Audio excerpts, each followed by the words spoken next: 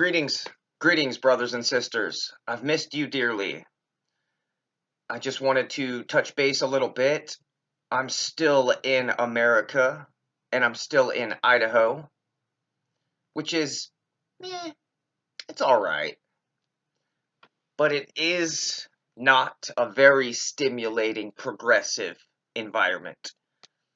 So I keep that in mind, and I make sure I'm studying, I make sure I'm exercising, and managing things like depression and anxiety, addiction, things like that.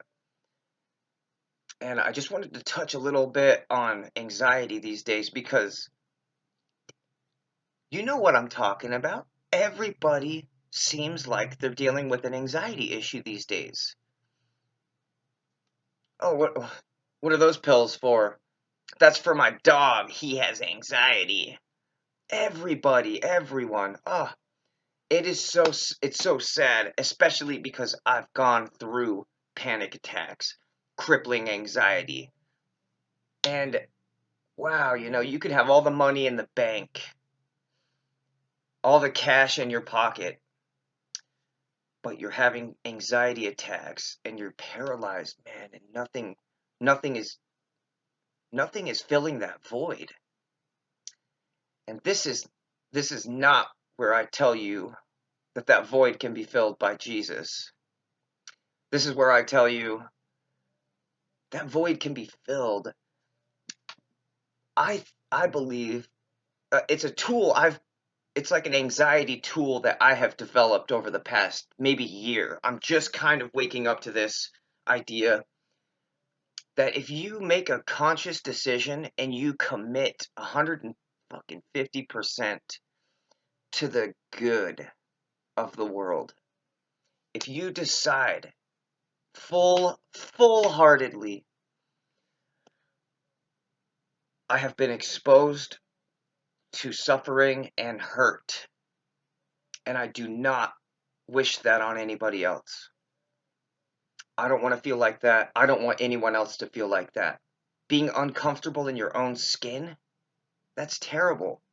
And then just running like maybe you get on your bike when you get a panic attack. You could just ride all day. And it just comes in waves, man. I noticed it just kind of comes in waves if we don't manage it right. It's just an up and down thing. Oh my God. And you're in those little dark moments and you're fighting for hope and you're just searching for any kind of light, any kind of light, any kind of hope at all. And I think a lot of these medications might be causing even more anxiety. I mean, that's just a terrible thing. Xanax helps with anxiety, causes more anxiety. You'll be good for 4 hours, and then you're going to have another panic attack because you need more. Then you also get the physical symptoms involved. So I just advise you to try to use minimal. I mean, if something helps you, it helps you, but use minimal and try not to mix medications because that's just going to totally screw your system up, freak your system out. It's not going to know what to do. And then you're just going to need those medications for the rest of your life. But that's what my overall goal here is too, is to help people get off of these pharmaceutical medications that has them going to the doctor every week. These people, man, these people that have 10 or more medications and maybe they don't work because they're convinced they're broken. They're convinced that they are no use to themselves or society anymore. And that is a sad thing. And I really wish these doctors would tell people that they can recover. They can evolve out of the slump. They can take it, extract the lessons, and grow and get a better quality of life and realize where that road leads. They don't really tell you where that road of medication leads. But yeah, it's constant doctor visits. It's calling your insurance all the time. Oh, my doctor can pay for this. Oh, my Medicaid pays for that. And that's your world. It becomes these people's world. Hey, what are you doing tomorrow? I've got to go. I've got to go to the doctor. Oh, cool. All day? Yeah. What are you doing the next day? Well, I have to go to this other clinic and blah, blah, blah, blah, blah. Oh, cool. Yeah, I imagine that's all day as well. So, I mean, I would love it if there was something out there in our society that can help these people, though. If you don't have insurance, and if you don't have like stable income to pay to see a doctor, it's terrible. It's the most disgusting thing ever. I love this country, man, but that freaks me out. That I have gone almost 7 years without health insurance, without seeing a doctor, without having a physical. I haven't seen a dentist in a long time. These are things that the working man has to just push through. We just have to like tell ourselves we're not dying. We're okay. We're gonna make it to work. The bills will get paid. It's so terrible. Literally, man. If you're not privileged, and with all of my heart, I love these people and I am part of your world, but it seems like we won't ever really not catch up, but be somewhere where we feel good and comfortable and like our work has paid off. It's so rare that you feel like your work has paid off.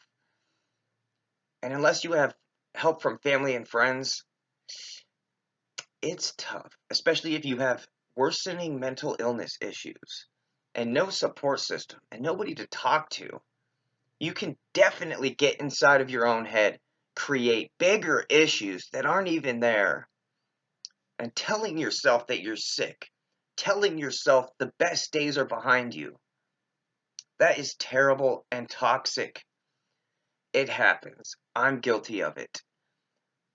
But I would like to find out special, easy, everyday, remedies and habits that we can take on and that we can adjust into our lives, take these bad habits, adjust them and replace them with a good habit, a healthier habit. I just think that we can help each other manage these symptoms by talking to each other and giving out information, telling each other what worked for you. And I mean, a patient cured is a patient lost.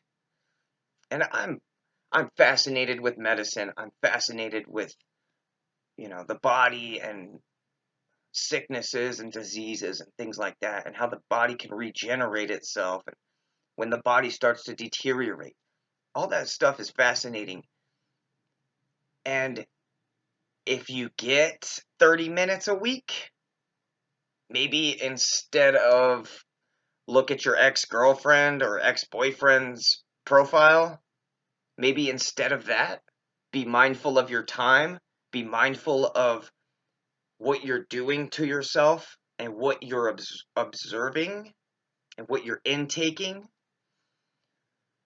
being a little more mindful of that and just making sure that you're trying to intake healthy, positive words. Tune everything else out. Tune it all out, man. This is your life and it's a beautiful gift. And we we don't deserve to go through this life in constant pain and misery. So a big tool, a big thing that I've used to deal with anxiety is just wholeheartedly, full-heartedly acknowledging I have been through suffering, I have felt pain, loneliness, and hopelessness.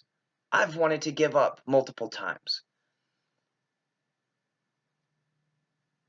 But if you make a choice to be on the side of good and the good side of the world, you can kind of tell your anxiety to chill out a little bit because you've made a conscious decision that you're going to join the side of good instead of chaos and darkness. It's a choice, but it's something that you can you're fully capable of doing. And all it is just being like, all right, I'm done with these bad habits. These are causing pain. These are causing confusion. This is dragging me down. This is eating me alive. Get chip away at those bad habits. Replace them with something healthier and better. And tell yourself that you're on the road to a better you and a better life, a higher quality of living. But it's all about unplugging, disconnecting, not thinking about anybody or what anyone else is doing, just being in the present, breathing fresh air the universe provides us with, and making a choice. I would like to create more good and more order in my environment. I'm done. I'm done hurting people. I'm done inflicting pain on others and myself. Start with that. If that if truth and good is your foundation, all these other wonderful things are going to expose themselves to you. God, I just hope some of this helps. Sorry if none of it makes sense. Sorry if I jumped around a lot. I'll be bringing some more information, guidance, and self-help. Yeah, I love you, my brothers and sisters, and I miss you all, and I believe in you all. Have a fantastic day. Have a great week. Have a great month. Have a great year. This is your year to take your life back. I love you, and I believe in you. Talk soon.